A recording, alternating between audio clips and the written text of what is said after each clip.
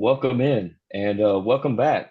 So I know we've been not on a complete schedule, but we've been really busy. So we just do little programs here and there. So this is the legacy, right? I am the legacy of Jennifer and Kaiser, and I am the captain, and this is my number one here, Andrew Joseph. Welcome in. So. Hey, And we got another special edition of the Legacy, right? And let's go into that cigar. Remember, we did that inaugural episode of Agorism recently, Andrew.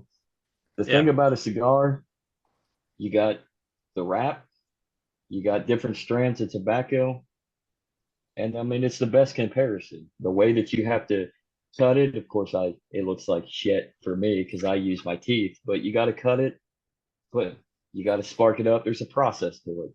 There's a process in anarchy, and there's different processes in anarchy, whether that's within the realm of being self-sufficient, um, agriculturally, or community.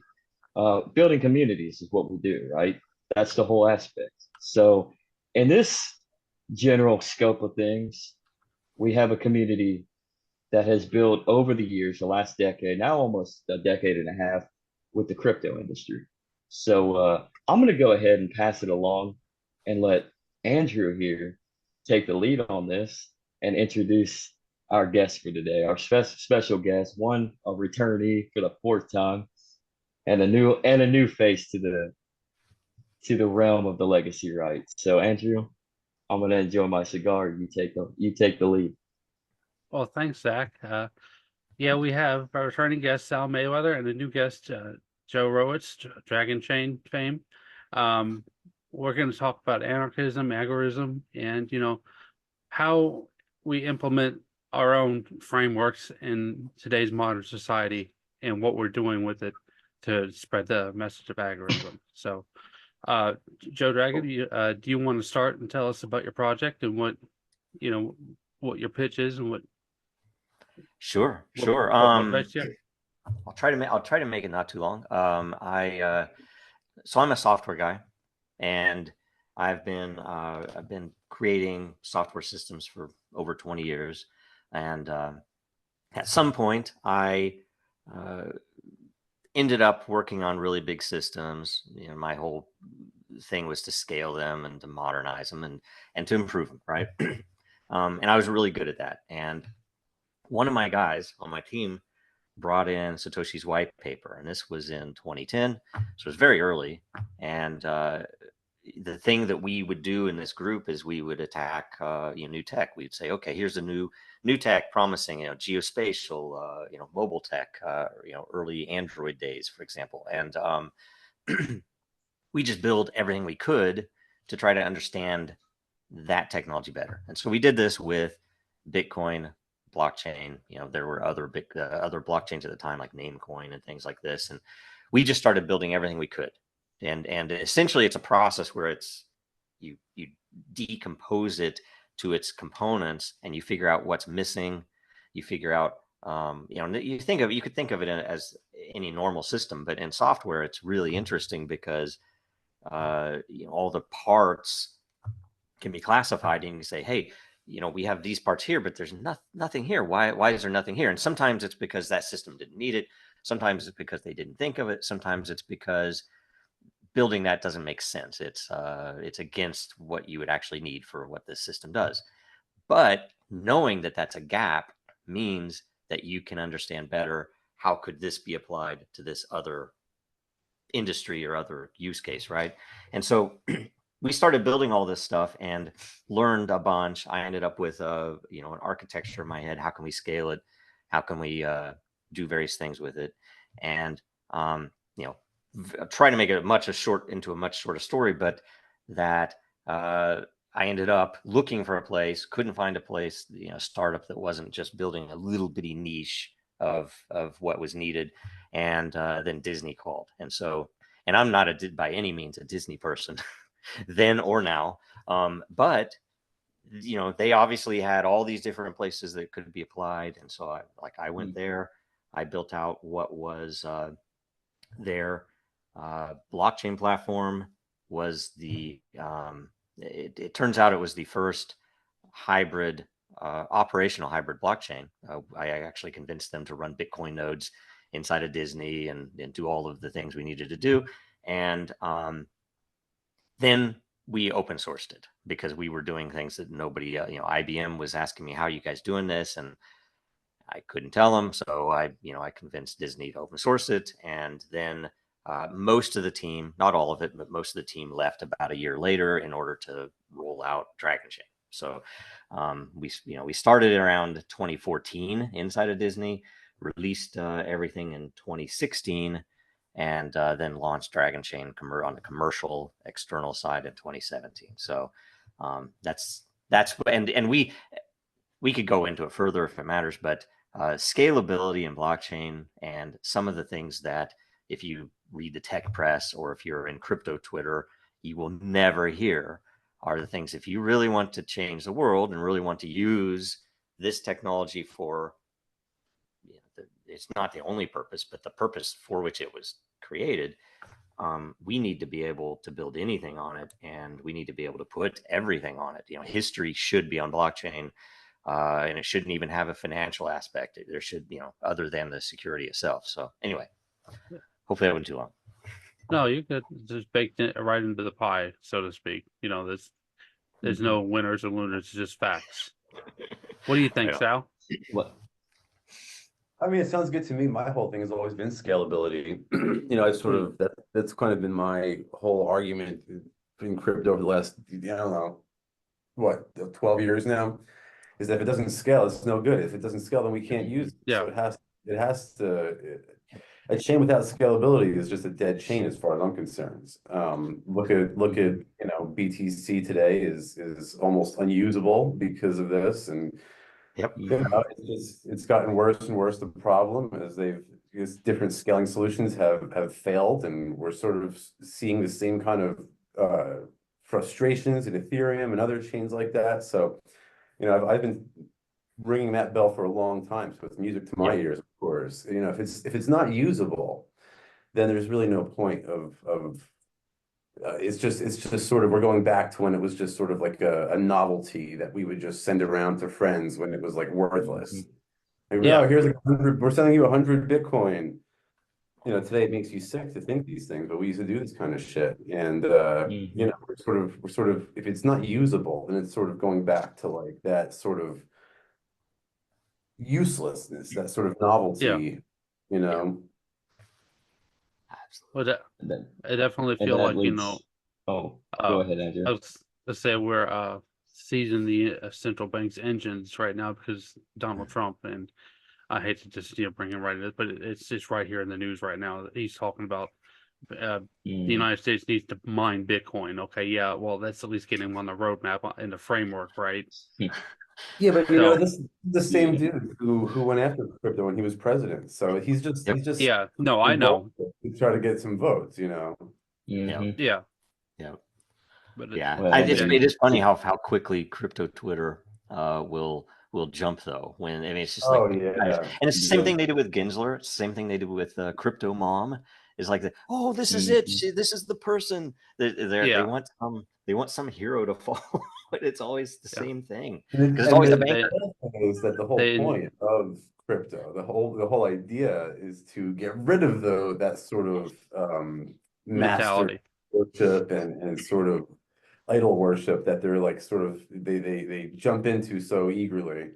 Yep. Crazy.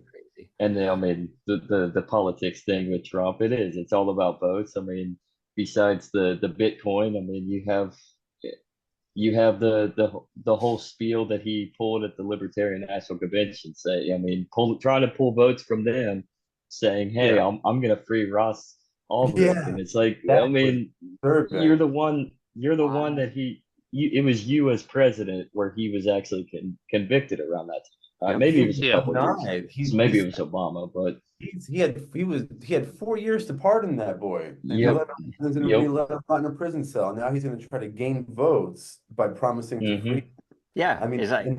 the the Libertarian Party let him do that. They gave him the platform to use Ross and manipulate his situation in this way, which is unforgivable. Which is Yeah. unforgivable. Yep. And meanwhile, Yeah. we have, the situation now when he has every opportunity in the world to talk about is Roger Ver, and he just got Right. out on bail. But they're basically doing the same thing to him what they did for Ross Ulbricht.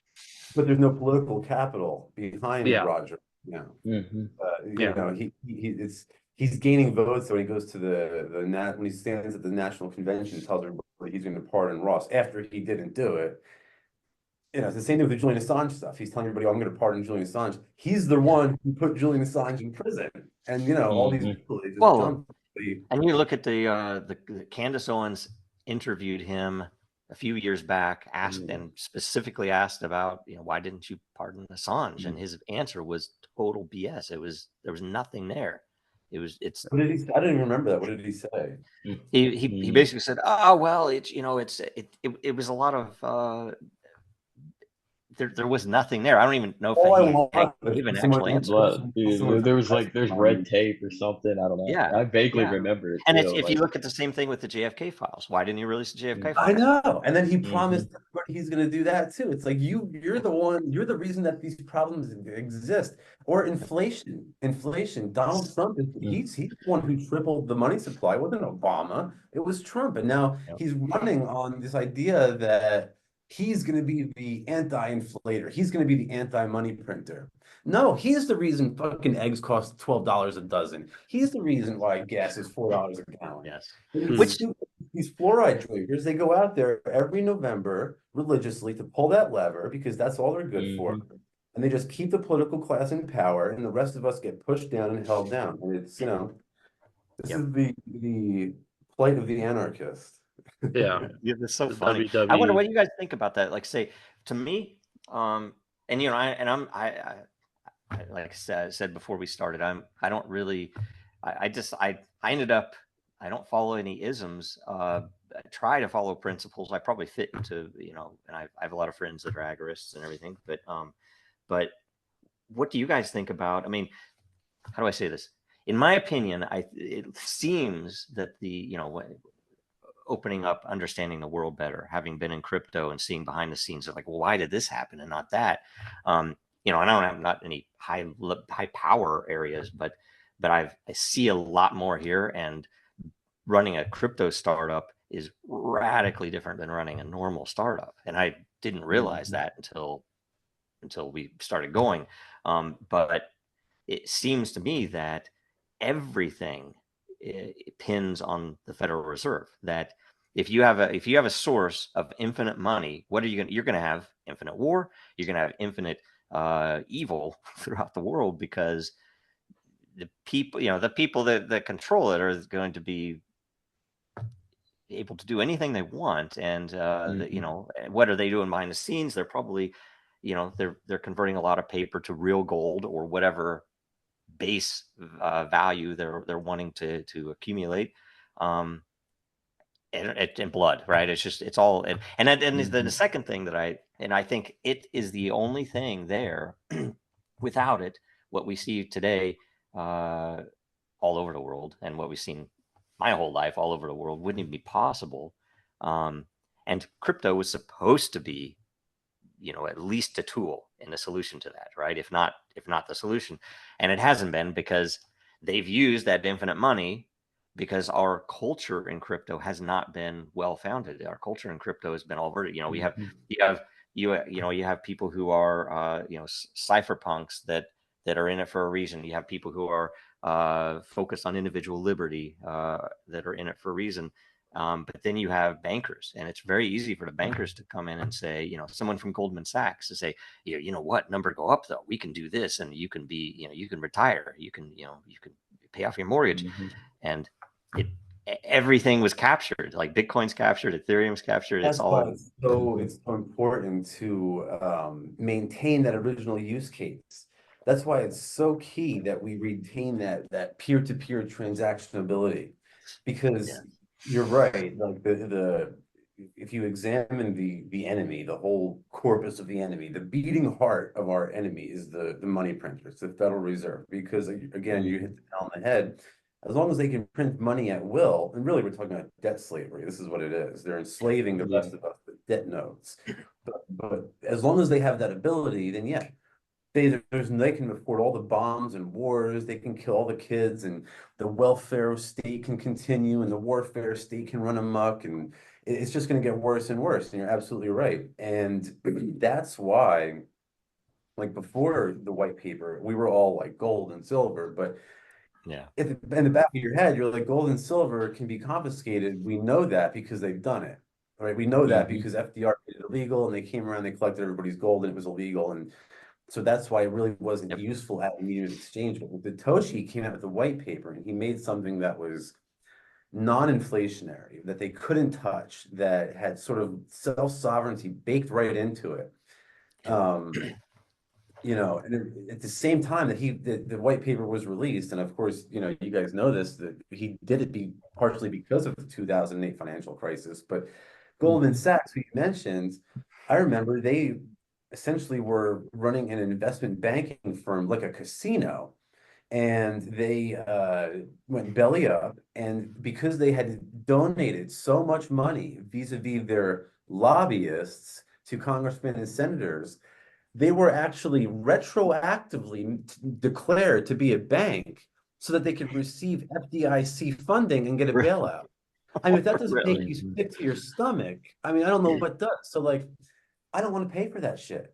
I just don't want to pay for it. So thank God Satoshi did what he did. And like, yes, that has been captured. That has been destroyed by, you know, these people who've insisted that we make it small blockers. This is what I refer to them as the CIA. Some people call them small blockers. It's the same thing. Yeah. You know what I mean? That's the perfect way. But it's the same shit, really, at the end of the day. And Yeah. they did it. They did it to protect the bank. Yes. And now they're pushing for larger blocks. Some people would say that Edward Snowden was CIA, who was a plant to take down the funding of the NSA. So, but like the idea is like, as long as we can use crypto the way it was meant to be used, we don't have to pay for those Goldman Sachs bailouts. We don't have to pay to kill the kids on the other side of the world that we don't know. We don't have to pay for the wars and the welfare state and the debt slavery. We have a way out, and that is what is so important. Like, you know, as agorists, it's all about like, the idea is that we fix the world we free the world by freeing ourselves first. If we all free ourselves individually, then as a global community, we will become free as well. So it's like, yeah, okay, I can't end the Fed, but I can end the Fed's influence on me, or at least minimize it. You know what I mean? And if we can all do that, then we can sort of make them irrelevant, like the same way that, you know, Netflix made Blockbuster irrelevant, or like the camera on your iPhone made Kodak irrelevant. You know what I mean? Like make them obsolete. Yep. Absolutely. And it comes back to that scalability. I mean, which is the measurement that is going to win the day? And in reality, from what it looks like when you're kind of actually in to the cryptosphere, maybe not to the person on the outside looking in, but you have all these different competitors. So which one is going to rule the day and which one is going to rule the day is subjective. So which one are you going to leech onto first? Which one do you perceive? It goes back to Carl Menger's theory of subjectivity. Which do you view has the most value towards the tool and the utility that you're going to use it for? Like, what is going to be your bill payment? How are you going to buy your groceries or whatnot? Well, and if I can tell you something that's interesting there, again, this comes as a software person, right? I viewed it as an important questions variety, right? So let's say in the interest of a currency with which to pay something, in my opinion, anytime you have all of the activity centering on a single currency, it's an issue, because that currency can be captured. You know, that's what they've done with Bitcoin. They did it with price, because price became the thing. That's the only measure, right? And it shouldn't be. The measure of Bitcoin and the measure of other coins like that in security should be hash power and or energy applied and or network effect. You know, these things, because that is what gives it you know, the liquidity, the ability to use, because everybody's accepting it, right? That's important. But the issue is that it's almost like if you were to treat it like agriculture. Like if you said, if the entire world were we centered entirely on a single strain of wheat, right? Everybody's it's because it's so productive and it tastes good. We're going to use this wheat everywhere. The issue with it and the danger is that an infection, whether purposeful or not, will wipe it all out and everyone will starve, right? And so you need variety. And I think you need variety both inside of use cases, but also across. Like, say, we need blockchains that do things that I don't care about, right? We need blockchains and it ends up being a, you know, perpetual competition among blockchains with better measure than what you might get with an open source software project, right? Open source software, we can say, okay, we think this many people are using it. It looks like the development is active. But with crypto, it's interesting because we get a price, we get liquidity, we can see on-chain activity, we can see, you know, what's happening. And I don't know, that ends up being really important. And I think, and you can look at the fact that we have a concept of maximalist, whether it's Bitcoin, Ethereum, or some other maximalist, is wrong. I don't want to say wrong. It's like a sickness.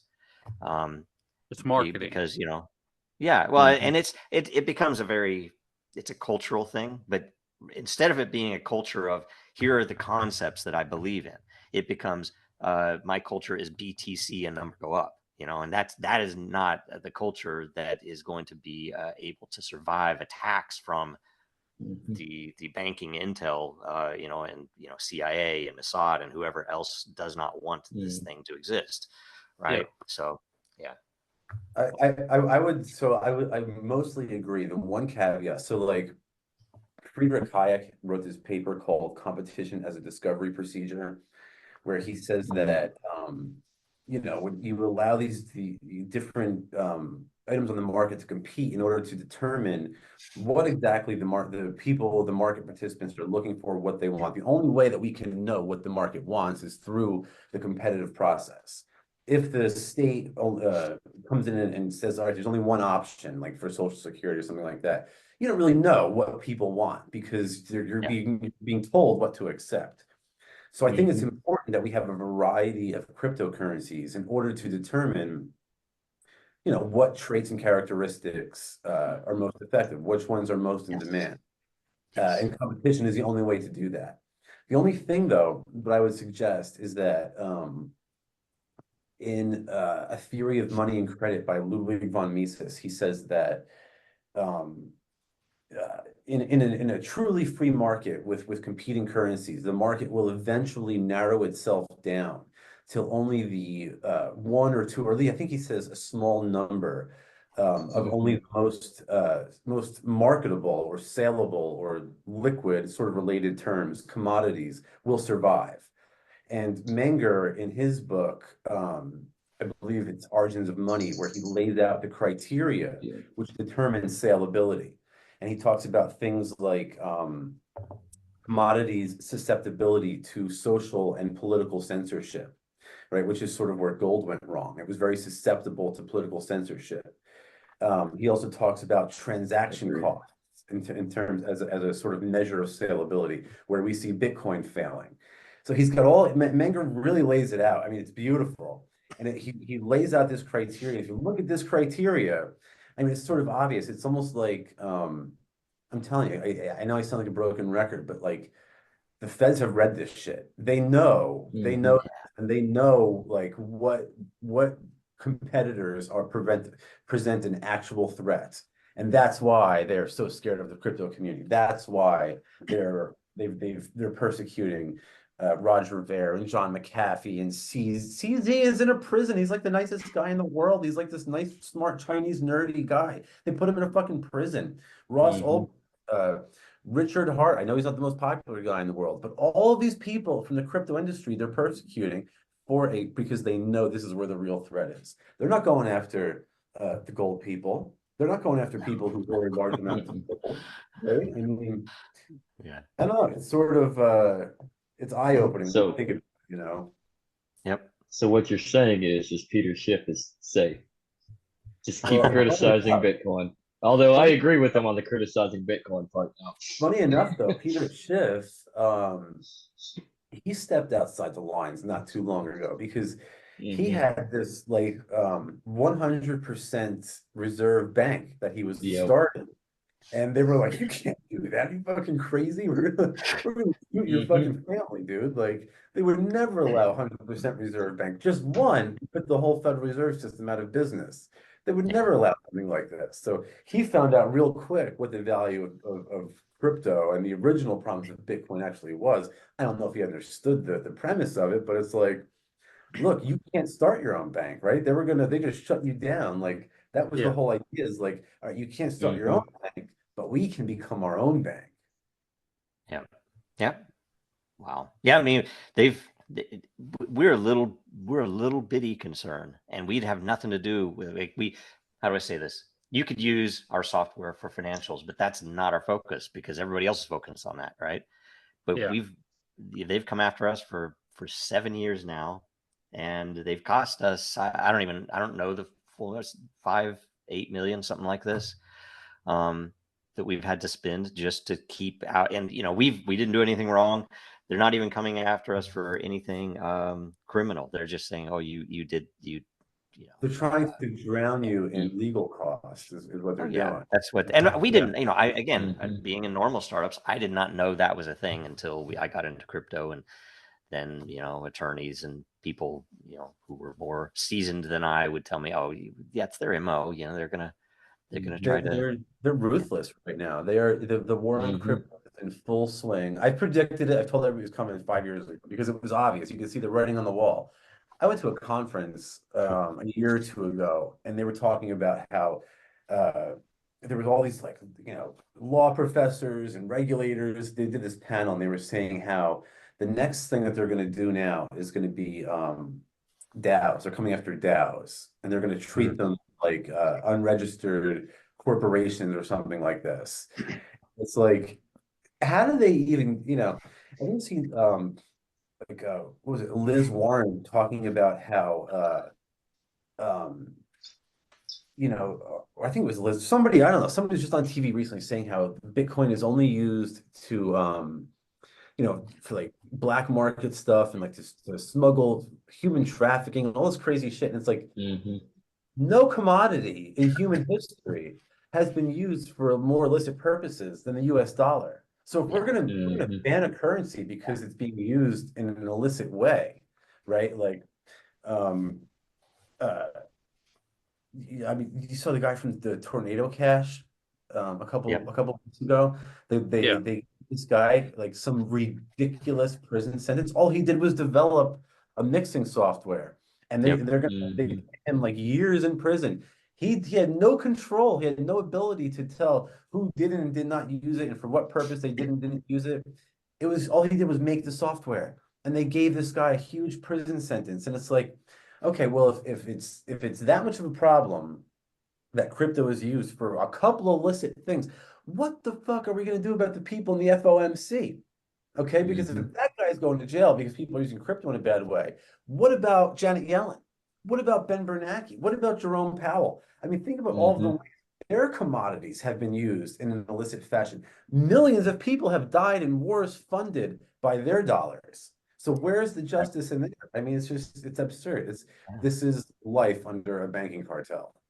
Yep. Yeah. Well, look at your X feed right now. See how those dollars are being used. It's pretty disgusting, right? Unreal. And I mean, and you got probably the two worst proxy wars that we've been involved with in recent decades happening right now. Like, we're living through history. Truly. all- I mean, Yeah. all the dollars are going to just mass murder. I mean, killing Ukrainians, killing Russians. I mean, for what? To destroy Russia. I mean, and secure the dollar that's already in free fall anyway. So, You I know what? At mean, the end of the day, it's like the lobbyists from Boeing and Lockheed, they donate money to Chuck Schumer and Nancy Pelosi and all these congressmen. So then when it comes time to make a war, if they vote against it, the lobbyists is like, come on, man, I give you 30 grand. You're going to vote against me? And then they say, hmm oh, okay, you know, if you vote against them, hmm and they're just going to Yeah. back the next. So we've been captured by moneyed interests, just like Thomas Jefferson suggested we would have been. hmm And unfortunately, now the Supreme Court has ruled corporations to be people. So they, you know, these corporations now have individual rights to protect it under the Constitution, like a human being is. hmm So hmm they are allowed to buy and sell congressmen, like, you know, we buy and sell stocks. Yeah. It's hmm unheard of. And Yeah. You Well, just saw Thomas Massey talking about the way that yes. So I was going to bring up. even RFK has been talking about it. hmm Yeah. Yeah. They all have an APAC guy, and then like Yeah, all I of saw the that. every yeah. one of the every one of the presidential candidates has essentially stated an oath to give Israel as much money as possible, to kill as many Gazans as possible. They have a Mhm. foreign who is basically acting as puppeteer. It's One It's a that we know financial of. struggle session. Pretty Yeah. much. Well, yeah, and it's amazing that APAC actually gained most of its influence after the 1967 U.S. Liberty attack. So that kind of stirred it in place and put the U.S. government in line and say, "Hey, this is what we're going to do to you if you don't help us out. If you don't send us money or weapons and support us in some capacity, we'll pull you let into a war." yeah. So, The Dimona nuclear plant and JFK mm, is that's the thing mhm, that kind of it blew my mind a little bit, and yet it all makes sense when you look back at it. That's yep, the one JFK assassination theory you don't ever hear about. They're not going to make a movie about that one, right? No. mm-mm, There's no book released. It's like it's crazy. So yeah, and by the way, that's one of the things that I tend to on World Blockchain Roundtable. It's become a thing, and it's good because it's successful when you can get a meme, an idea to be repeated by people that at first maybe didn't agree with it, right? But that, mm, in my opinion, and this is I almost say this is like it's a logic construct, right? So no offense if it hits upon anything that any of you guys care about or anybody listening, but anything in history that has ever been censored, banned, has only been censored or banned because it's true, and that mhm, if there's something censored or banned, that means and for whatever reason, I have this. Uh, it's a personal thing, maybe. Whenever somebody tells me I can't, it's like you can't look at that because I worked at I was a contractor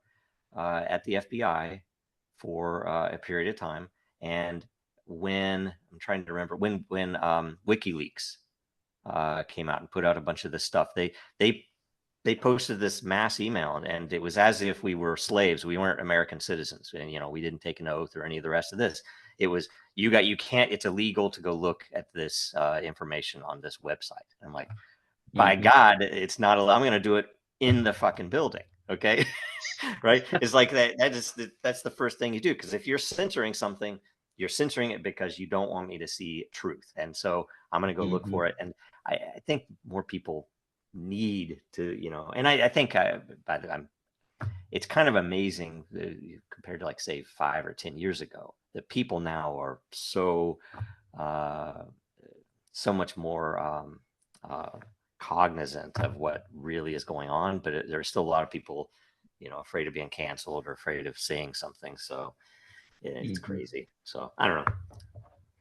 And then speaking No, speaking of some truth, what do you guys think about the Roger Ver situation and the fact that where he was arrested in the same prison that he was in was the same as John McAfee that's right there behind Andrew with the gun to his head.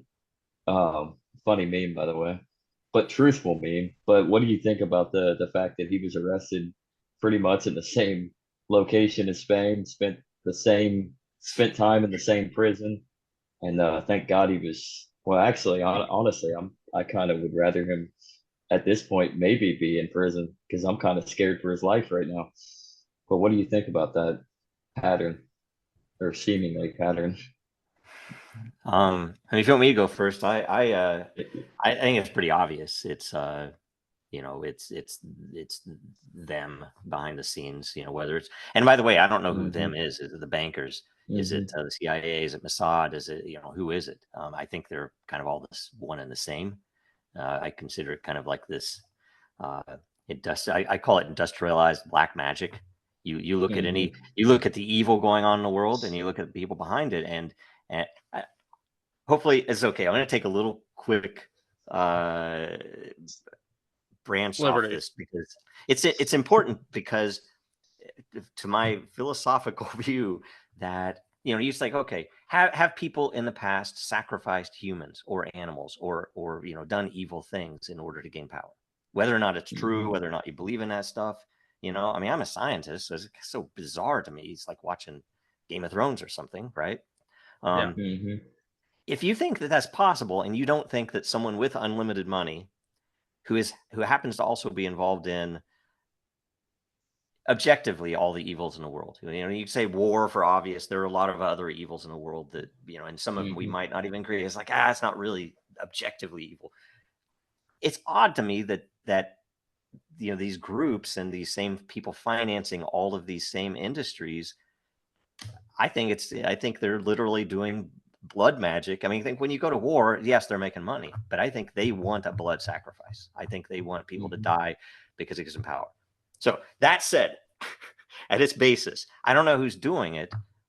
I think Roger Ver is a victim of that because he put that book out because he was in the right place. You know, he was quiet for quite a while, and I used to, you know, I had a friend who knew him, and I was able to direct message with him on Telegram once. It was like, oh, so that's historically significant because Roger Ver is he is Bitcoin Jesus. He's an amazing person, and I think, you know, I've never met him personally, right? But everything that he's ever said, in my opinion, has been spot on for that's the way to a better world. That, you know, he's doing this. He might not be perfect. He might have, you know, he has emotions, whatever. But the fact that they're attacking him, the fact that they're attacking Assange, the fact, I mean, it's one and the same. And I don't know where it's going to lead. I mean, it's, you know, there are always different charges, but it's, the law is so arbitrary. You know, we all know this. It's like they could come and get anybody and say, nope, you broke this law, because you know, they have all these laws that nobody knows about. Yeah. It's, I don't know. So I'm hoping that well, first of all, I hope that he you know, takes care to get out whatever he can for right now, and just, you know, not worry about money, just get the heck out of that, because, you know, the philosophy is more important. But I do think good things are coming, but I think bad things are coming before good things are coming. I think we're going to see a collapse. I don't know when. I tell people that, people think I'm crazy, but I don't think there's any way around it. And I do look at that collapse as the first step to, you know, fixing stuff. That's that, you know, the thing is, we have to be ready for it, and we can't be emotional, and we can't, you know, let it, you know, collapse into crazy violence and all types of stuff. It needs to be something where, okay, that failed. It's obvious it failed. We shouldn't ever do shit like that again. And it's illegal. You know, the Federal Reserve is illegal anyway. That the whole point of it being there. Anyway, that was, I went way too long on that. Sorry. Oh, you're good. No. I mean, stress is healthy for us to grow, right? So Yes, it's the most important. That's what they tell me. Yeah.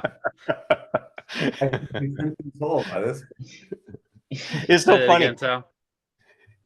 You know, look, I think I think that the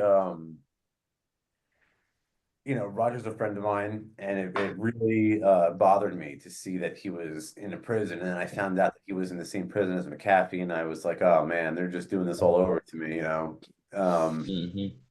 Don was another friend of mine, and what they did to him was absolutely awful. You know, I don't know. It's just it's awful. I think it's part of the state's war on crypto. I think that they know Yeah. they're done, that this is the one true threat to their cartel, their monopoly on the money printer. So they know that they're in trouble now. So this is why they're just knocking these guys down like bowling pins. CZ, Roger, everybody. And it doesn't matter, you know, we have all these tribes within crypto. They don't give a fuck about that. They're going to go after somebody from every tribe, just so everybody has, there's an example for all of you, for everyone to observe. And Yeah. that's sort of where they're at right now. And that's what they're doing. And yeah, I don't know.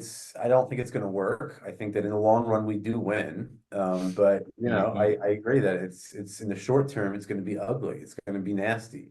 They're going to make crypto as difficult to use as possible. I have different e-commerce shops, and we for the longest time I use Shopify in the back end for these stores. For the longest time, we had this Coinbase Commerce plugin on the back end. It was so nice and easy. You just click a couple buttons, scan your crypto. It was non-custodial. It was a beautiful solution. They just changed it. They said that's like illegal now. It's like violates US law or some shit like that. So now, like, they have to have a legal solution in order to accept crypto payments. So it's, you know, they're going to do everything that they possibly can. The persecution of all of these guys, all of these wonderful people, is part of that, and it's only going to get worse and worse and worse. But at the end of the day, they lose. They're going to ruin lives. They already have. Look at Ross, ruin even more lives in the process. And I think those are the people that are going to be like remembered in the future. Like, you know, 100 years, 200 years, they're going to like look back at the persecution of Roger Ver, like we looked at like the persecution of the founding fathers or something like that. You know what I mean? Yep. Absolutely.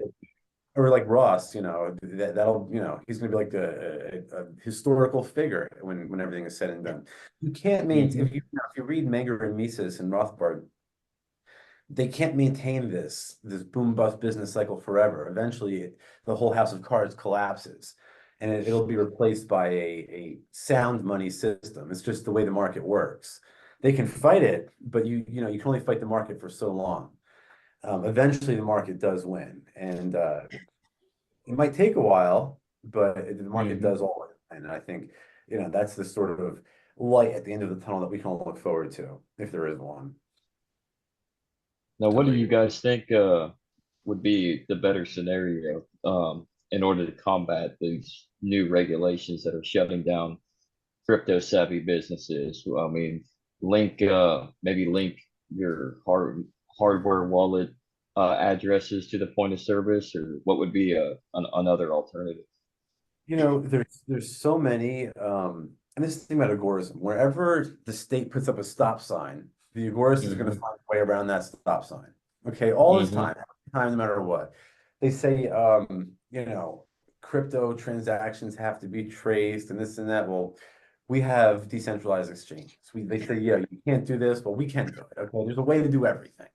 And you know, I did a speaking engagement recently, and after I got done speaking, this guy came up off the stage and he's telling me about this project he's working on. It's an air-gapped hardware wallet. I thought to myself, man, that's fucking impressive. Like, I didn't realize at the time, but I walked away from the conversation, like, an air-gapped hardware wallet is a really fucking powerful tool, and I can't believe I've never thought about that. So my point is, there's people out there, there's developers who are working on this shit, and it's up to us as agorists to make sure that we allocate resources in those directions, right? We have to sort of, that's our job, right? As agorists, we're not just seeking profits. We are seeking profits, but we're also seeking disruption. That's why we have to invest in these sort of crypto sort of oriented businesses. That's why I started 3D Printer Go Bird, because I saw how we could use crypto to solve this problem of the state, you know, proliferation. Exactly, on the art industry. So, you know, where there's a will, there's a way, and there's brilliant people working on these solutions every day. There's crypto projects out there that we probably never heard of that are mind-blowing. There's people out there doing crazy shit. They're tokenizing everything under the sun. You know, we're at the beginning of what I keep calling a Tokembrian explosion, where sort of the tokenization of everything. And the state is not going to like this. It's going to be very difficult for them to sort of fight back against this. How do you tax a car when it has 25 different owners? Who pays the registration fee? What about a piece of land that, I only own one coin and there's, 100 coins that denote ownership? It's gonna really put a stick in their wheel, in their gears. So I'm excited. I think we're gonna win. It's gonna get ugly, but we do win. Well, I think getting ugly means, like you were saying, the more they have to fight to enforce their laws, the more expensive it becomes for the population to stomach that, and it's a lot harder for them to maintain their power. And that And sort of speeds up the sort of collapse, the financial instability. Yeah, of the state. accelerationism, so Yeah. to speak. Yep. Yep. Wow. Konkin really, the philosophy has really worked out. Like he really thought all of it through, Yeah. Do you guys think that Bitcoin was hijacked for the I don't know how do I word this? Yeah, do you think Bitcoin may have been hijacked by feds or CIA or bankers, whomever, in order to be that specific coin on the blockchain, to utilize the blockchain to cannibalize itself for these CBDCs? I mean, I've been saying, as soon as the split occurred, I was like, this has the CIA's, fingerprints all over it. And people were like, you have no proof, you have no proof. And I said, okay, I have no proof, you're right, but I strongly suspect it. Then Roger, in his new book, explains it all. He details it, he proves it, he lays it all out. He names names. I mean, he's got it all, it's all there. So it turns out that we were right the whole time. And it's obvious because they didn't want Bitcoin to be able to compete. So they knew, again, they've read Menger and Mises and Rothbard. They know this shit. They're not stupid. They know this. So if you have a small block, it can't scale. It's not usable as a unit of exchange. Yeah. It doesn't present a threat to the dollars. It's really kind of simple. And that's where a lot of these maximalist fundamental ideologies come in, is to it's sort of a way of sort of combating, sort of to protect their monopoly on the dollar. That's the way I've always seen it, and that's the way I see it today. Yeah, I mean, if you lived through the block size wars, it was pretty obvious as an engineer at the time, because you would have, and I'm trying to remember the guy's name. They would put out all of the engineering data. They would put out that actually, here's a hypothesis, here's what we see, here's how it's developing, here's, what we know. And IP tracing transactions. well, it wasn't even just the trace, it was like the mining itself. It was like saying, here's what the pool looks like, and here's how many can be processed. And, there were, I was a big fan of Bitcoin Unlimited at the time. There were a few others, right? But very interesting, intricate little, minutia about why some of them were super interesting. But it felt like, and it was a weird thing because it just happened. I'd never experienced something like this before, where bankers cared about software so much, right? And you had people, and it was a weird thing because normally people who are discussing software, as an engineer, I would think, okay, this is a software person because they're talking about it. But no, they were coming out of Goldman Sachs or some other venture capital firm, and trying to state an engineering opinion. And it was, and it's not like, I think everybody should be able to talk about this stuff. But it was because it was an abnormal situation that I think a lot of people didn't recognize, that there was this threat coming in trying to destroy it. And in my opinion, at the time, I thought, on the simple side, the bankers hate Bitcoin. The bankers have a lot of money. It's the Fed. They could, they can move a lot of political weight around. If you remember 2017, a lot of people think, 2017, 2018, ICO bubble, it was just crazy, stupid stuff. And I'm like, No, that was the first time in human history that anybody, anyone in the world could do their own due diligence and take part and get into a project super early. And what did we see? We saw a massive, massive growth. And what did they have to do? They had to kill that. The venture capitalists came in. They gave money to the SEC under the table. They gave money to anybody in Congress under the table they could, and everything got killed. And it'll come back too, because it is so obviously power. I knew so many 17, 18, 19-year-olds that put their life savings, they had like $1,200 in life savings and became millionaires, right? Yeah. That was And easy it's money. it's That was amazing. fun. Yeah. And here's my question though, because at the time I thought, okay, bankers, venture capitalists. I now look back and say, I think it's all one and the same. It's, and it's definitely a mixed group and stuff, but the people that don't want you to free yourself from the slavery you're in, those are the people that have done this. And there's a huge problem that we can't even talk about who they are, or because we don't know everything. And I even think, by the way, on the other side, just so you guys maybe think about this, there's a lot of interesting stuff about Satoshi and the process. Like there is, for example, one part of the process in Bitcoin protocol itself where nobody knew why he was hashing something twice, right?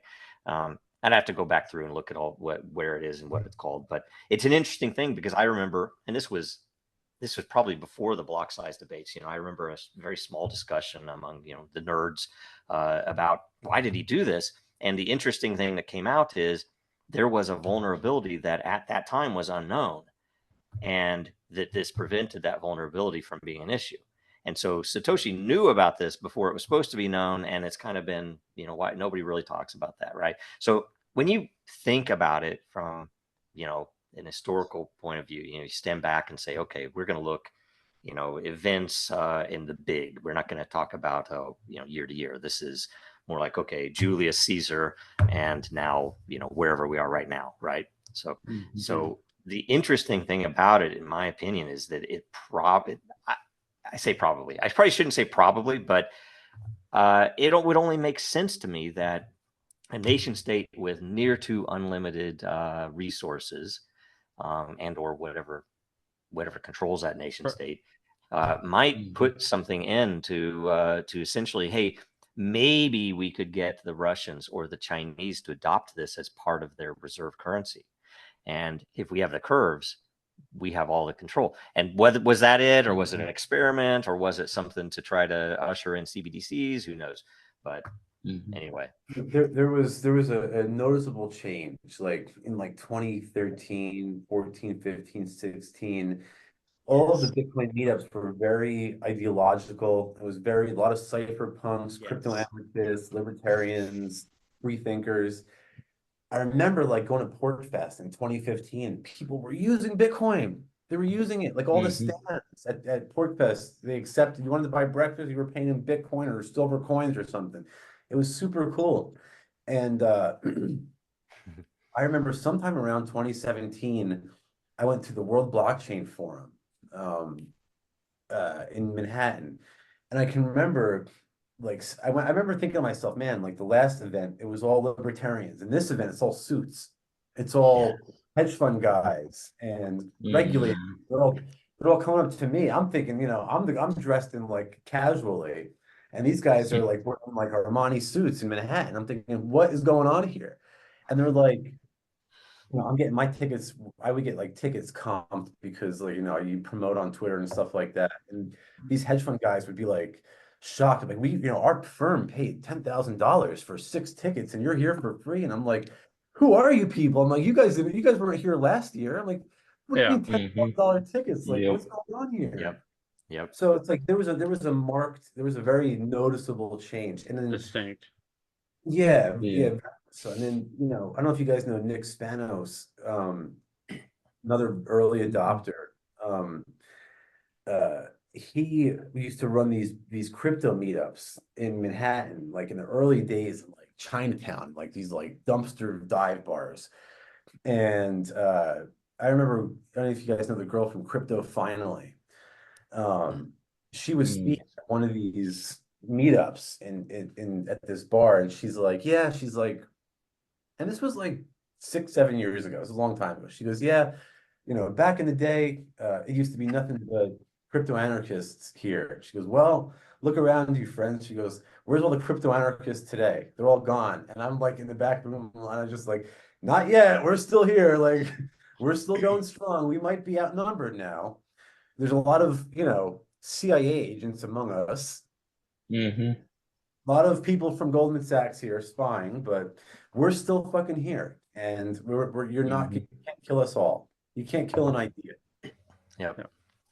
And that's where I look at it like this, and I'm very like very enmeshed in Parabyland's idea of being an anti-capitalist capitalist. Like I don't agree with capitalism because on the Marxist standpoint, capitalism wasn't even a terminology until Marx basically brought it about, and it's the bourgeoisie or the corporatists, and it's all by design, right? Like the venture capitalists, the bankers, like the CIA, like they want to control so much that they're going to find it in their means to go educate themselves so that they can come back and tell their firms like, hey, this is what we got to do in order to buy in and take over. And then we're going to lobby hard for the government, specifically Right. on the federal level, to put in all these regulations in order to shut down the crypto anarchists or little Joe Smo and Jane Doe running their bakery trying to Right.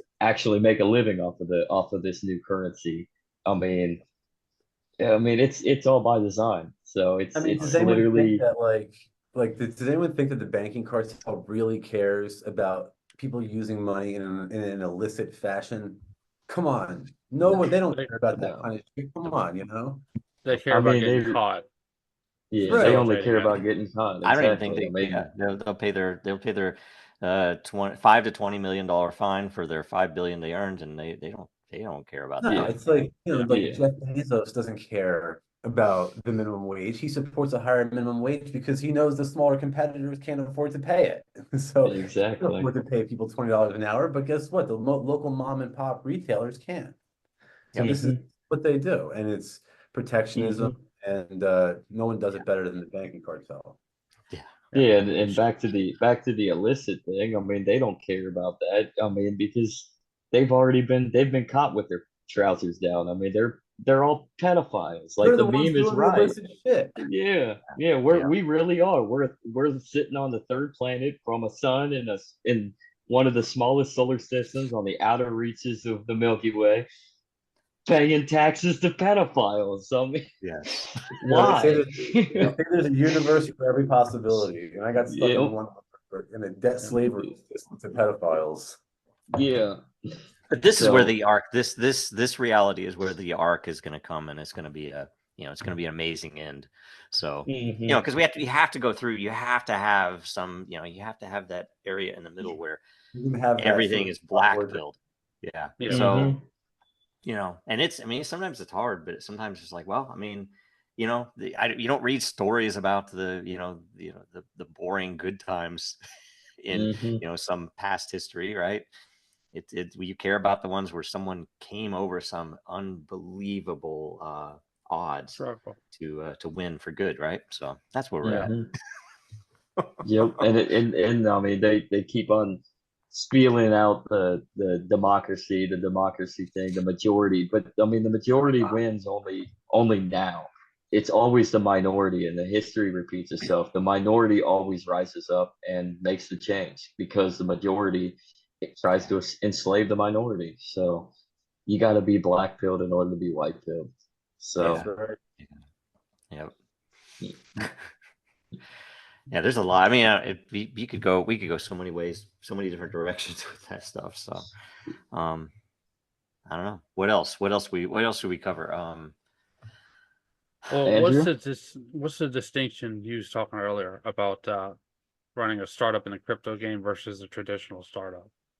I mean, I would say if anything, if nothing else, it's really interesting. You know, I've come up with some pretty crazy ideas in software, and like I said before, you know, the way I break down software, I will typically find things that are not out there. That's what I'm interested in usually. It's like something Yeah. that's not out there that could be useful in some unique way, right?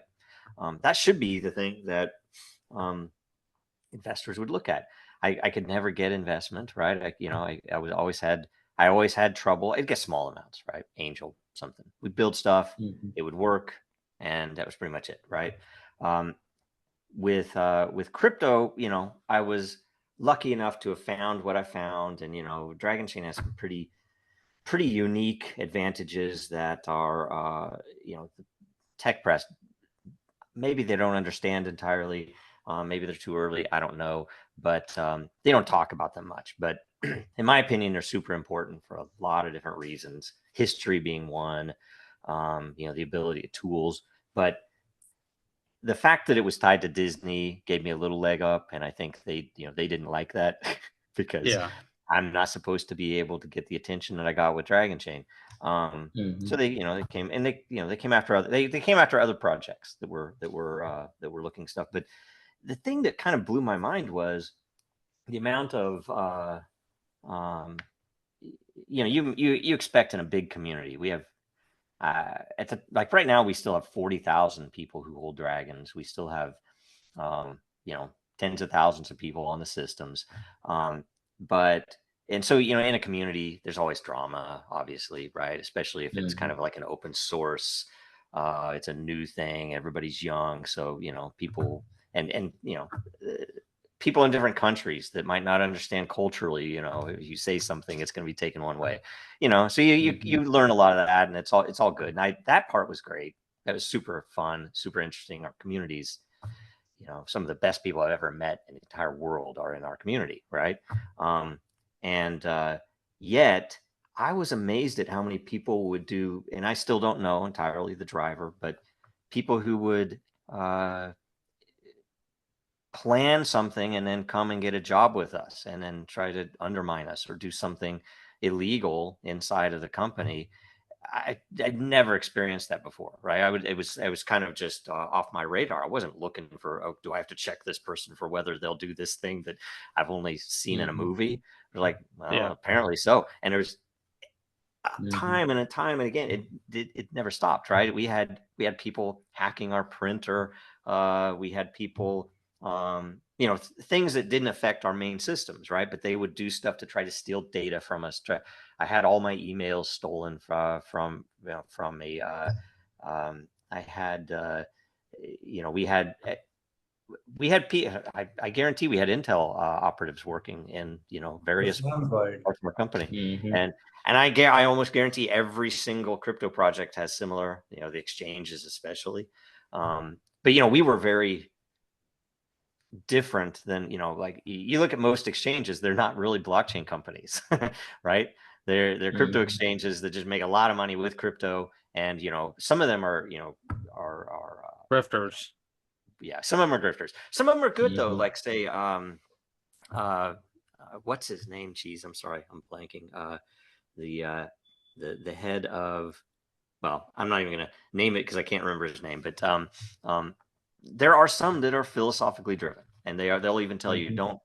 don't keep your money on the exchange. You know, you could use it to trade, but don't leave it here. That's what causes problems, right? Um, Yeah.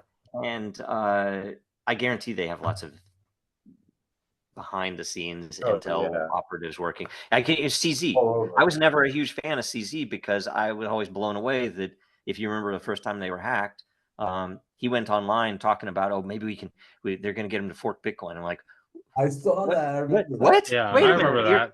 You're head of one of the Mm. biggest exchanges in the world, and that's the, like I said, even possible. But for whatever reason, I do consider him a hero now, and I know people who know him, and I've talked to him in email. He's a nice guy, right? And I know he's not dumb. This dude's obviously very smart. But he, why is he in prison right now? I guarantee to you, he is in prison because he unleashed what happened to their baby Sam Bankman-Fried and FTX. that if he wouldn't have done that, he was, they weren't going to worry about him. He was not over accountability here. and transparency. Yeah, he did that. And I'll tell you why I know that too, because, a whole bunch of different things together, it just blows my mind that all happened. I'm like, holy crap. I mean, and, I would have never trusted FTX. It's like, how in the world do they have these kind of numbers? There's obviously something else going on there, the way that developed. And then when all of this fell down, what do? They don't go after him. It's like, you think about it. If that happened to one of us, if it happened to somebody that, if Roger Ver was running FTX, he would have been crucified. They would have been unrelenting. What did they do? They gave him a fucking victory tour. He goes on these conferences. He's up there on stage. Ha ha ha. Oh yeah. And all the senators are talking about how it's like, he's just a nerd. He's there's nothing threatening about him. He just kind of got in over his head, is what we were told. And I, at the time, was answering questions for this. Imagine this: a New York Times writer, basically emails asking, "Hey, can I ask you some questions?" Because he wanted to know how some of this works. He's going to write, human interest story or something. He's Pulitzer Prize-winning writer, right? So I gave him a lot of info because I was like trying to figure out, how can I get him to write, what he should be writing about, not about this stupid shit. And of course he wouldn't quote me, right? Okay. And it's like, he said, the editor cut it last minute. I was like, okay. And when we're talking again the next time, because I'm trying to get him, it's like, you need to write about this other stuff. What crypto can do, right? Wasn't interested, right? And when we went into it, and I was like, I was asking him, like, you guys are. I saw the interview New York Times gave to Sam Bankman-Fried, and it seems like and what did I get? I didn't get. I was like, I know that was stupid. I didn't get any of the things that I kind of expected, for someone who works for the same organization. He didn't write that. I got it's like, I got basically him calling me an anti-Semite, and I'm like, wait a minute, I didn't say anything about Sam being Jewish. I just want to know, why did you guys, let this guy, get away with all this stuff and not, go after him like you would have me, right? Anyway, that's where we're at, and it's the whole thing is all one big mix where you can't say certain things, and it's crazy to me. So anyway, I often ask people, if the CIA ran a newspaper, how would it look any different than the New York Times? And usually the answer is it would look exactly the same. Which is it's terrible to say that, because at one time the New York Times was, in my opinion, was one of the best papers. If you wanted actual info. I mean, 10 years ago, you could actually get real stories. I mean, actually, it was the New York Times that uncovered all the in my county, my little old county in Indiana, Dearborn County. They covered the corruption, the police corruption that was in the county. It's like, you don't get any bigger than that in transparency that you'll never find in corrupted red Dearborn County. I mean, we know both parties are communists, so but. And then now it's just a propaganda arm for the federal government anymore. It's like, how do we go from that? How do we go from you giving us real news that we need to know to now you're just corporate press? Unlimited money. Mockingbird, Operation Mockingbird, I think it was, maybe. I might use my psyops, but one of them, they were like, there's a CIA agent in every major media outlet in America. And this was stuff. And nowadays, they're probably the talking head on the television at this point. Oh, absolutely. They had a tweet once. People called me out for responding to it. That they said, we're professors and we're scientists, and this is from the CIA, and I said, oh, you're senators, you're presidents, right? You're heads of networks, right? I know. It's so funny. Unreal. It's ridiculous. It's an open secret. Yeah. Well, it's MK Ultra. I mean, it's like that MK Ultra.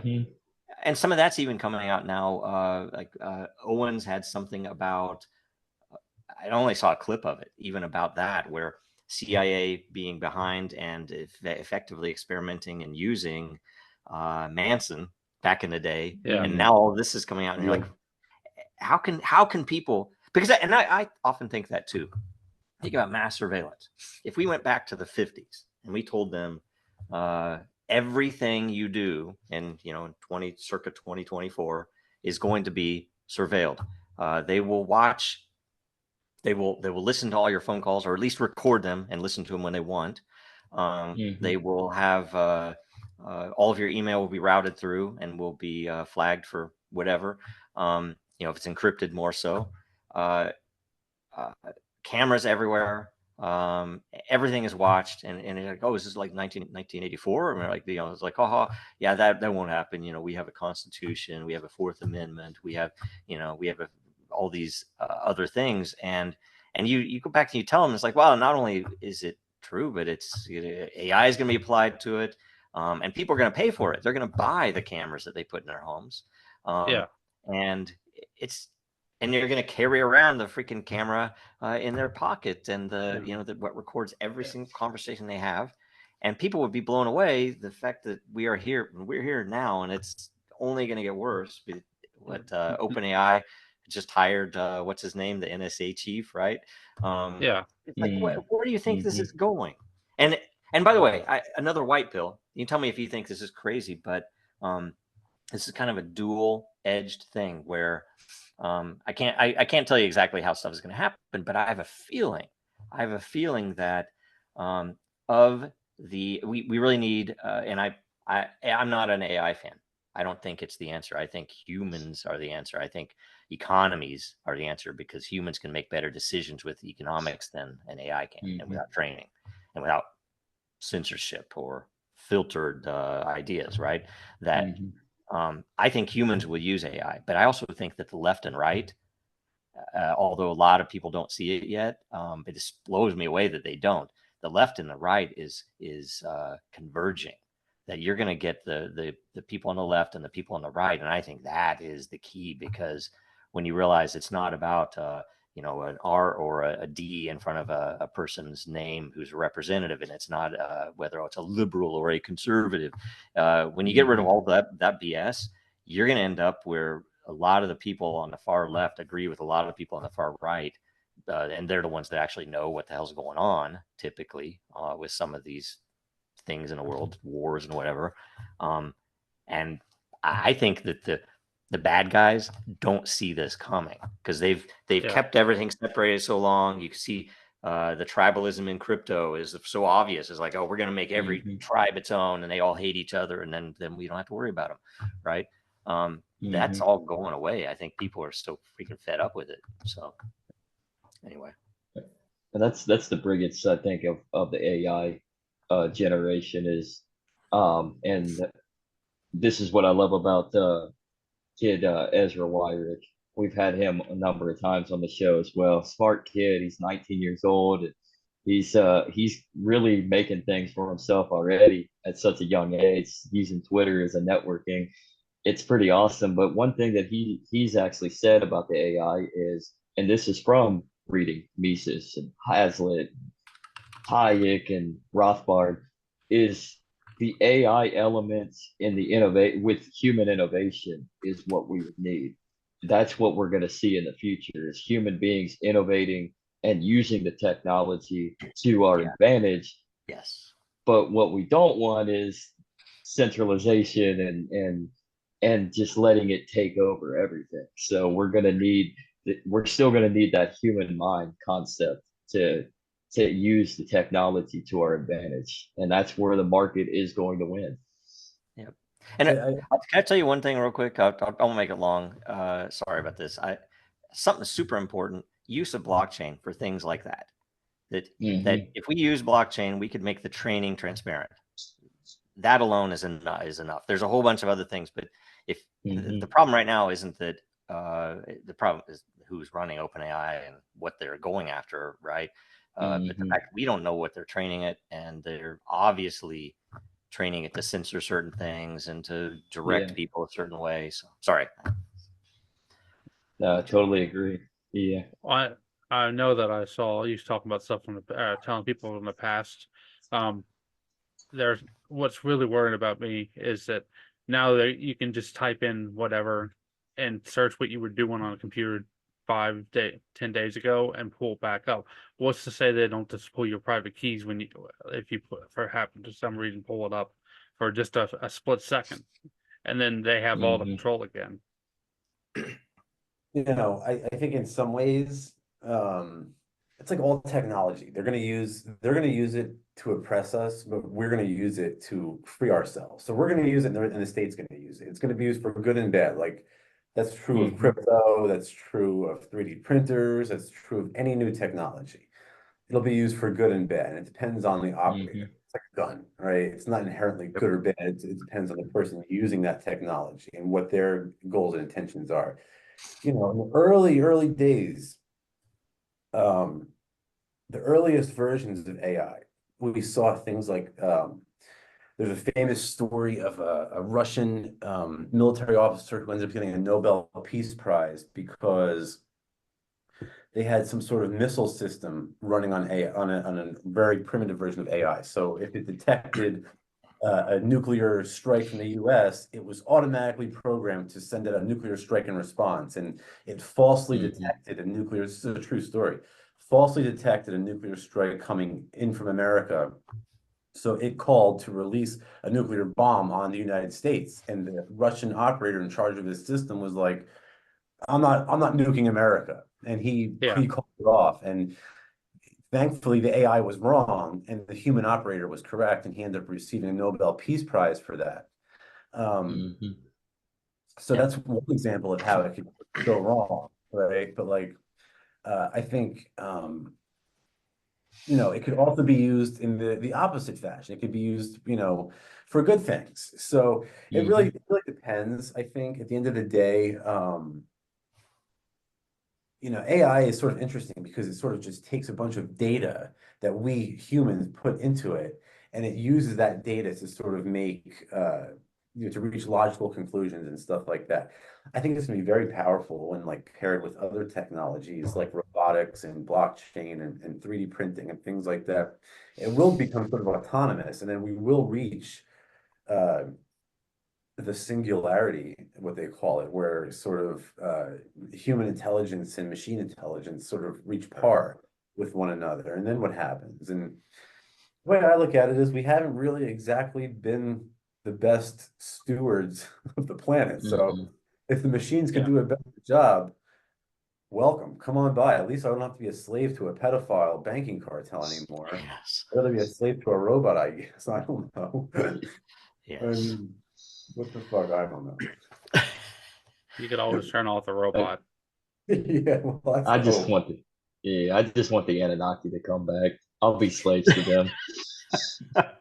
We're supposed to have AI sex robots by now. What I'll happened? mine their gold. What a Yeah, it might be world. preferable. I mean, living in the Middle Ages, what is it? An Egyptian slave has more liberty than we do. You know, Yes. so that's the crazy thing, right? Yeah, it really is. And that's Mhm. really think about it. It's a profound statement. Mhm. They didn't have to worry about their reputation. No. Yep. Man. No, they couldn't. They don't have to live up to reputation. They don't have to live up to anything. Go ahead, Joe. Speaking of which, I mean, Sal mentioned tokenizing everything a bit ago. That's another thing that kind of is super interesting because when you think about, okay, ancient Egypt, you think about Roman times, you think about Middle Ages, and comparing their lives to ours, and you know, a typical citizen, a typical person in an empire back then. That they often say people in the Middle Ages they had a lot of time off because they how do I say this, they farmed, and when they had their time off they would build a church. That's how they built all those gigantic buildings back then. And it's an interesting thing that now, I mean, and on the hopeful side, the fact that there are systems, and I can't remember the name of it, because I haven't even had time to look into it. Somebody told me on the last show I was on about a project. In fact, Roger Ver mentioned it to Aaron Day. So Aaron Day mentioned it. So if you watch World Blockchain Roundtable, you'll see what it was. But essentially, it is a privacy network for tokenized assets. So it's essentially like doing what we've wanted to do for many years now, but in a way that they can't control it, where I can invest in a project, or I can say I want, whether it's utility or whether it's something else. But essentially, there's a potential, and I've not really thought about this too much, but if you talk about feudalism versus what model we live under now, which I don't even know what to really call it, that there's some potential that your farm could be partially owned by you, and that's why I get better price for my eggs and bread and wheat, because I own a part of it, and that's a reason to own a part of it, which is helpful for the actual person farming. So it's somewhat similar to a feudal system, but probably far better, because the lords aren't going to come down and ask the farmers to go fight the next city over, right? It's just, no, I'm farming. That's what I do, right? There's some interesting stuff there that could be done that I think is coming, and no one's really thinking too much about it, because we're all dealing with these idiots that are paper pushers, that they don't know what the hell any of this stuff is for. They just know that, well, I have a gun to my head, or somebody has pictures of me, and therefore they are doing these things that they shouldn't be doing. So. It's funny you say that. I wrote an article a long time ago about called Digital Feudalism, and it went super viral at the time, and it was all about how all of our tokenization is going to sort of break the chains of digital feudalism. And I gave a number of examples in the article. And one of the things I said was, look at social media and how they own our content. So like Facebook, and at the time, Twitter, although this is no longer the case because now they're paying us, but Facebook and Instagram and Snapchat, well, we create the content and they get paid for it. It's our content, but they're being paid for it. When we have the tokenization of content, that's gonna change, and we see that with platforms like Minds or Steemit or something like that, where we're being paid for the content. And that's of course happening in the form of tokens, native platform tokens, but also things like just like your own personal data, right? Imagine a world in which Facebook's model is they collect all your data and then they sell it to advertisers. Well, imagine all of your data, personal data, was yours, and you controlled who had access to it and what the cost was and things like that. Tokenization of data will solve this, right? Once you're able to release that token for a price that you determine, all of a sudden these major tech corporations don't really, they can't sort of push and pull you around like a puppet. And there's a number of other ways too, like one of the things John used to talk about all the time was medical tokens, and how medical tokens are going to sort of help alleviate the healthcare crisis brought about by the government. And he would say, there's this one company he put me onto called, I think they've changed the name. It's called like Doke tokens. And the idea is you buy these tokens. Actually, you don't even buy them. You give access to your health records to a group of researchers, and as in exchange for that access, you receive DOKE tokens.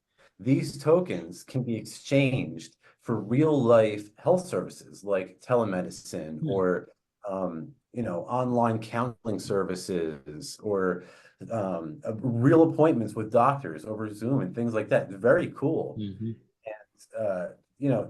what is the government going to do when everyone is empowered with this technology? Think about art. Think about a Picasso.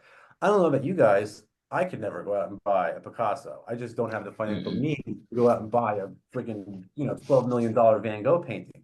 But I might be able to buy one token of a Van Gogh painting. You know what I mean? And that is super powerful. Think about it, like the Uber, the rideshare model. Imagine we have an Uber, we have a car that ownership is divided amongst 50 people based on 50 tokens, and I could trade that token to somebody else. Now they have 1/50th ownership. And guess what? That token will provide dividends based on the returns it makes from doing its rideshare business. So there's all sorts of different ways that I think these tokens are going to like really revolutionize everything. I mean, it's going to be one of the most revolutionary technologies. It's one of the biggest black swans that people aren't paying attention to right now. One of the I'm old school. I don't like to invest in a coin. I like to use them. So I only use the ones that work.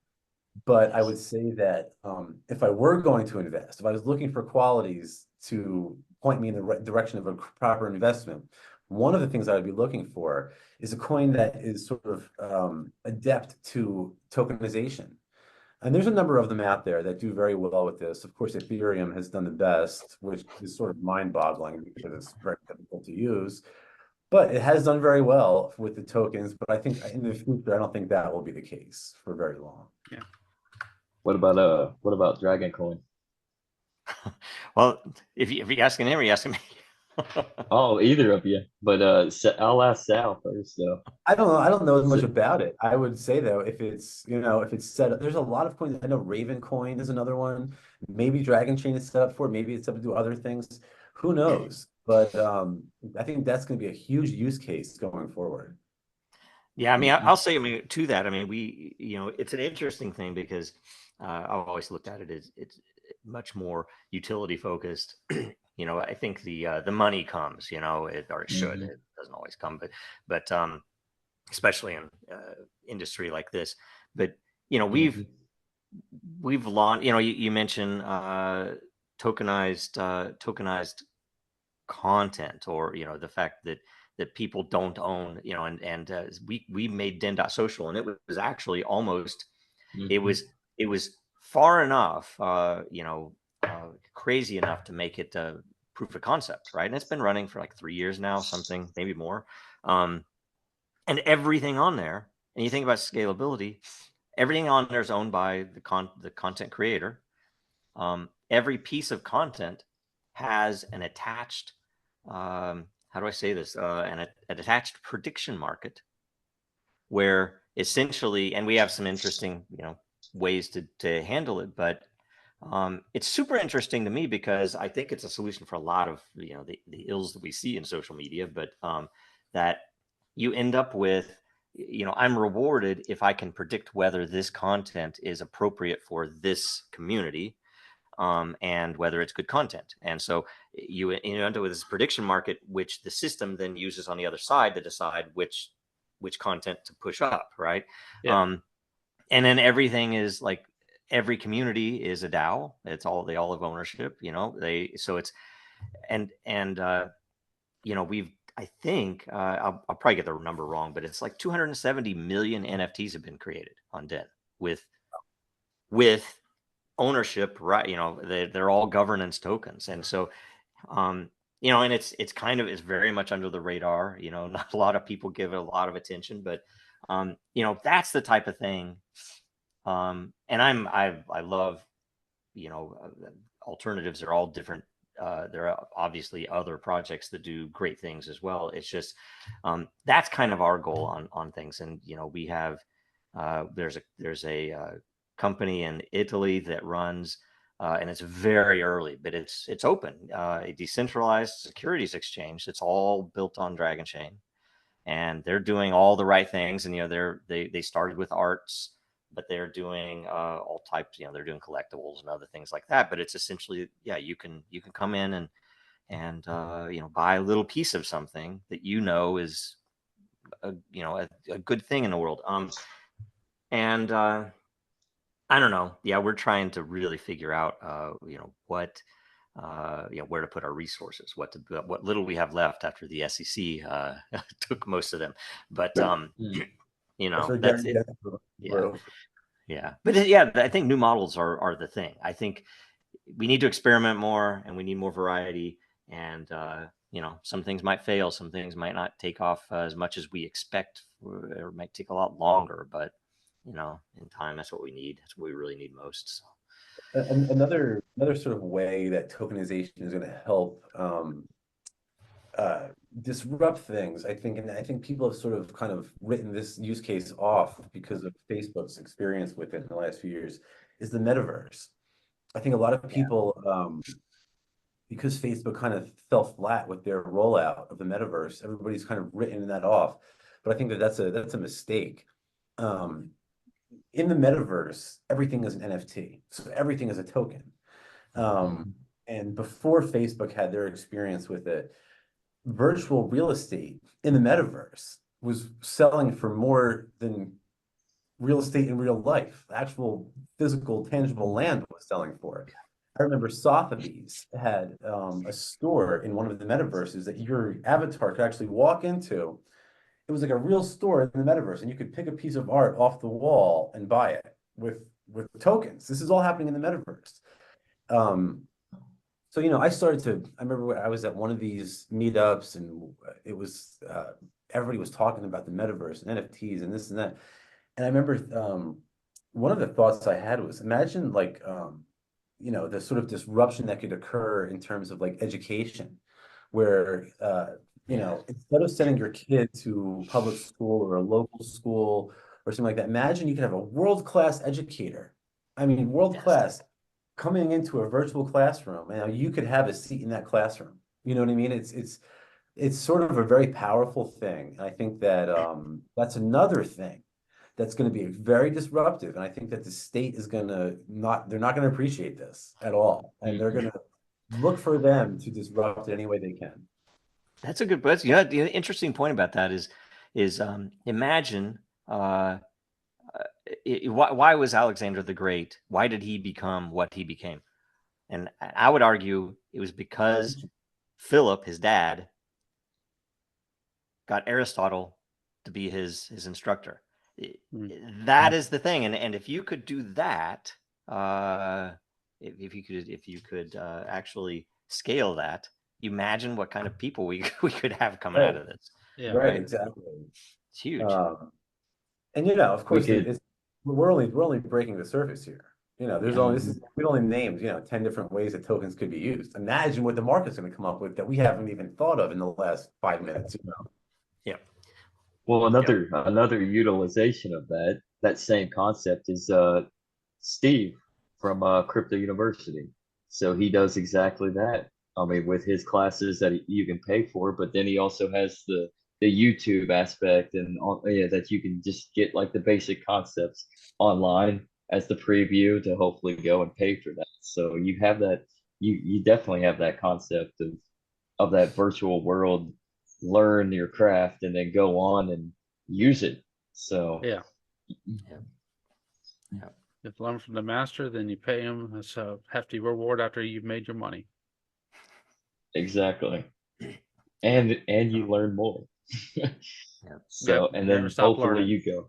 Well, and if you can apply measure, and you know, that's why, I mean, we have a white paper that was never released on educational systems where you tokenize the content, you tokenize the scoring, the grading, and essentially you are incentivized to go learn more, and the people who are writing the content are incentivized for providing better content, and you develop an objective measure for how difficult is this subject, this this quiz, this test, and you kind of gear everything, you know, and there's a lot to be solved there, obviously, but the interesting thing is the intent isn't just, oh, I'm going to solve the problem of teachers not getting enough money. I'm good with this. What we're saying is, we're going to make some teachers really rich. We're going to make other teachers so that they can actually pay their bills.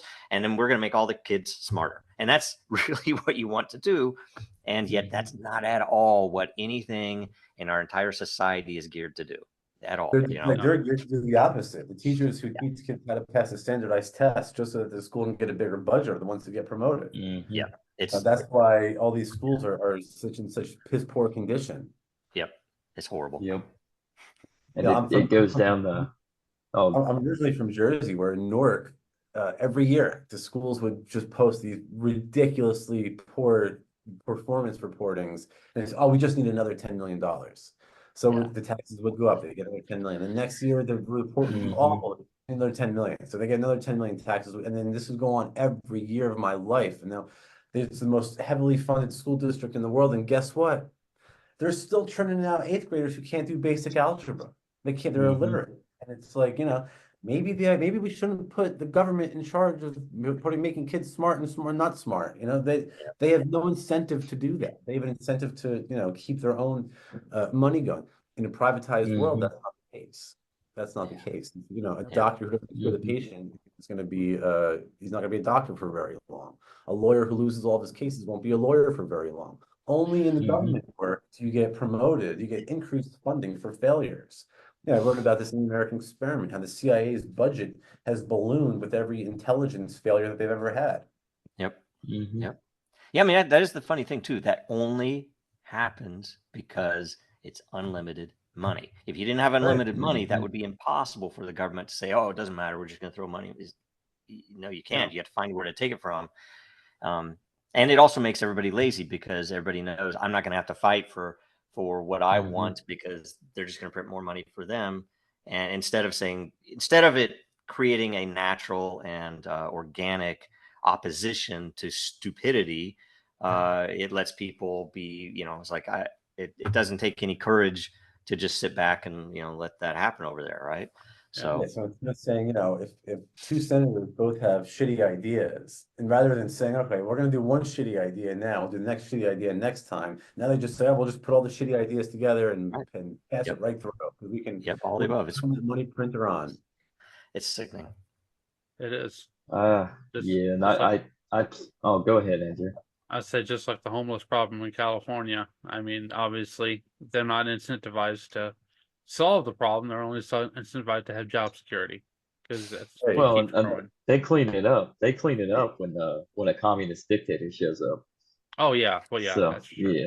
yeah. So, but I mean, the issue with all these programs and the government spending, I look at it. It goes back to post Civil War and the rise of lobbying power, such as like the Grand Army of the Republic. I mean, they were the largest lobby that was able to get the pensions for every veteran, even the ones that really didn't actually go to war. Like they went to training and then stayed in like Indianapolis. I mean, and that's about it. And everybody was incentivized to pretty much do nothing because I'm gonna get a check. Like cut me a check, I served. And like where's the incentivism to do anything at that point? Yeah. Unfortunately, the incentives have all become perverted, right? It's all now Hmm. it's for the congressman to do with the lobbyist paying for his reelection. I had a tweet recently where I said, they don't work for you. They work for the people funding their reelection campaign. This is not a difficult concept to understand. Yeah. They Yep. don't care if you like them or not. They don't care if they're doing something that's beneficial or detrimental to your well-being. Only care if they're doing something that's beneficial or detrimental to their lobbyists, because those are the people keeping them in power. So that's why we're bailing out all these financial industries. That's why we're paying for all these wars, and that's why the little guy keeps getting screwed. So that's the way it is, unfortunately, right now. And again, the only solution is individual self-sovereignty. You're not going to do it by fighting them. You're not going to do it by, you know, being openly defiant. So the only way is to be, sort of agorist and to find sort of innovative solutions to their roadblocks and to find workarounds and loopholes and to sort of blend into the shadows and to be the gray man, right? Hmm. Okay, Operational babe. operational security goes a long way here, protect yourself to the best of your ability and be civilly disobedient. Hmm. There you go. With that, I think it's probably a good place to stop for the day. What do you think, Jack? I think that we've gathered a lot of information, a lot of intel. So I'm Yeah. gonna we gotta get with our handlers after this. So Right on. Tell them hi. I work for Bill Nye, the science guy. He's my Yeah. handler. I love Andrew it. here is You can Andrew see here that is dates our age right there. yeah. Andrew here is a asset for Putin. Yes. Ah, okay, that makes sense. Yeah. I'm gonna use both of those things. So, Interestingly enough. It comes with being bald. but besides, that's what it is. It's the baldness. So, but again, thank you for coming on, guys. So we will go ahead and cut this loose and just write it on out. So, Andrew, you got anything to say? Concerns, rebuttals, answers on unanswered questions, responses, No, I think we're pretty good. It's been a good long episode. Very a informative. promo? You don't want to cut a promo? No, I'm good right now. I mean, I only say that because you said kayfabe. So, Oh yeah, but yeah. so with that, I mean, with this conversation, it goes back to my analogy at the very beginning, all about the cigar. There's different strands of tobacco, different blends, different wraps, and that's essentially all what agorism or anarchy is all about. And it's chaos of order, right? So you got to blend in different meshes and build communities. So we're not tribalist bullshitters and grifters and orange man bad or demented pedophile good, whatever it is. So just remember though, everything's a psyop. It's all by design. Free yourself with any means necessary. Get into this game right now if you haven't already. And with that, where can we tell our listeners to catch you guys at, Joe and Sal? Salthegorist.com. I'm on all your different social media channels at just Sal Mayweather or Sal the Agorist. I got books out there, Anti-Politics, The American Experiment. You can check out. I just put out a short little book on the history of the progressive era called 3 Books That Changed the World. Check that out. I'm sure there's a bunch of stuff I'm missing, but that'll suffice. And for me, I mean, dragonchain.com, we have a lot of papers, pretty much anything that has come across in the crypto world or blockchain, how to use it for good, how to use it to as a tool to do the right, to do what we want to do in the world. Election integrity, CBDC, all that. If you go to dragonchain.com, I think you can click on news and there's you'll find papers in there on that. We have a couple of tools like eternal.report where you can actually store any info.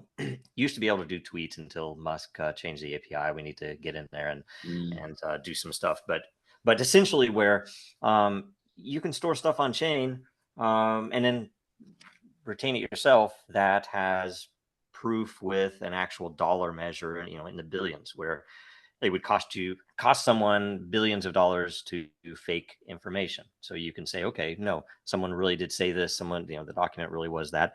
Very important stuff is history. And then Den.social. We're still building on that, and we have a pretty active community trying to figure out how to get it out there for more people to use it. But then there are a couple of things that some people might be interested in. We're about to launch Dracaria, which in the gaming world, it doesn't hit as much and it's maybe not as important politically, but I think conceptually it is important to let people understand that this what it does is possible, where essentially you can show people that you're not cheating. So it's a gaming concept. It's something that you might use in a casino or an RPG game or regular esports or something. But essentially to bring tools to the table, and the proof of concept for it is an egg that you get that nobody can predict. It's a blockchain based event that all of the entropy in blockchain that essentially starts that egg to hatch. It will become a dragon. The dragon has 59 genes. It's a crazy system. It's hard to describe very quickly, but it's in my opinion, it's probably the greatest thing I've ever worked on as technology, because all these things are seemingly impossible. You know, people would tell you, you can't do that. You have to do it this way. And nobody does it the way they should be doing it. So anyway, that's about to launch too. And then if you look at Rainmaker Network, which is the coin protocol, Rainmaker protocol, and DEX, .finance, that those are two customer things that I'm very involved working on. And all these are tools. I mean, they're all things, you know, trying to do what we can to, you know, make the world a better place, and to try to, you know, make it to give people more tools, more, you know, to do what they want to do, right? Because I don't know what you might want to do, but here are a lot of these things that are unique and not possible on a traditional system, right? So Yeah. anyway, that's it. Expanding liberty, one transaction at a time. Yeah. Yep. Exactly. And thank you, fellas. And for everything will be down in the description. If you don't want to listen to the outro, check the description. We'll have everything there that we can to get you corresponded towards. So with that, Andrew, you want to yell out that Telegram? Scream it. Yeah, just check me out on Telegram, t.me/otaku sauce. You know, trying to grow that every day. So thank you guys for Memes, listening. yeah. What is it? Memes. Telegram.t.me. What? Otaku sauce. I'll send it to you on Telegram or on X. I'll send it to you on X too. Okay. For all your memes and politics and econ and anime. Oh, let's do it. And then me just shit talking the anime because I'm just a shit poster. Yeah. So, I should also say, and maybe I should wait till after we're over, but either way, all of you are welcome. World Blockchain Roundtable. It's a podcast that started as what was the largest general blockchain meetup group in the country in Seattle. We started it just to announce Dragonchain, and it blew up. And when COVID happened, we of course stopped meeting, and we converted it into a DAO. And so it's a DAO based podcast. And so we have people on every week. And if you're on, or if you get a question in the show, then you get governance, NFTs. Yeah, that's cool. And that's how we decide what the next shows are and how to change the rules and all the rest of that. So you guys are always welcome on any of that, because it'd be great to have. Oh, you gotta invite me, bro. I'd love it. I'd love to. Right on. It'll happen soon. and subscribe. Subscribe to it over on YouTube. So I believe it's under the Dragonchain. I just subscribed to it, so I made sure. Yeah, when you mentioned it on the show, so check that out, and like and subscribe us. Leave a comment. Help us spread the message as well. I am the legacy of Jennifer and Kaiser. I'm Zachary Kaiser, your Captain Picard. That's right. Star Trek reference. He's my number one or number two if you want to go on that number two joke. Andrew Joseph.